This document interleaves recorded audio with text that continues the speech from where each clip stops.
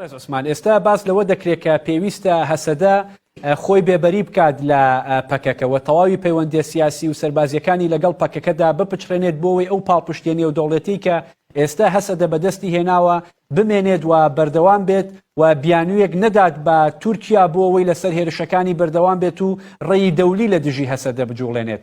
سەرنجیەوە لەو بارەیەوە چییە؟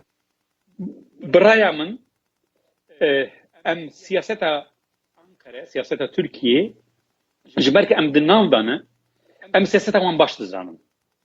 Siyaseta Ankara naveroka siyaseta wî dijminançe Kurdayê. Ankara naxwaze li Rojavayê Kurdistan Kurd bibin xwedî statû ji bona vî yekê jî ji xwe re propaganda ji xwe re haceta çêdikin, haceta diafirînin ol ser wan hacetana ji xwe re bingeha hêrişa çêdikin. Lê li ser vî esasî jî carek bin ez dibêjim lazim e ku wan haceta ji destê Ankarê derxînin. Em wan haceta nedin destê Ankarê.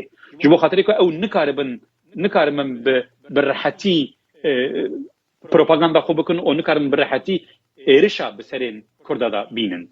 Niha biraya min Rojavayê Kurdistan bi xwe bi hemû bi xwe 3 milyonu 4 milyonu çend bajarin Rojavayê Kurdistan. Bakurê Kurdistan kurban 21 bajarı 30 milyon Kurd li Bakurê Kurdistan dijî. Mişkila Kurd û Kurdistanî ya beşa Bakurê Kurdistan ne barê Rojavayê Kurdistan e. Barê Rojavayê Kurdistan çi ku têne gerek, çi ku têne xweseriya xwe bi, otonomiya xwe bi, ewlekariya xwe bi.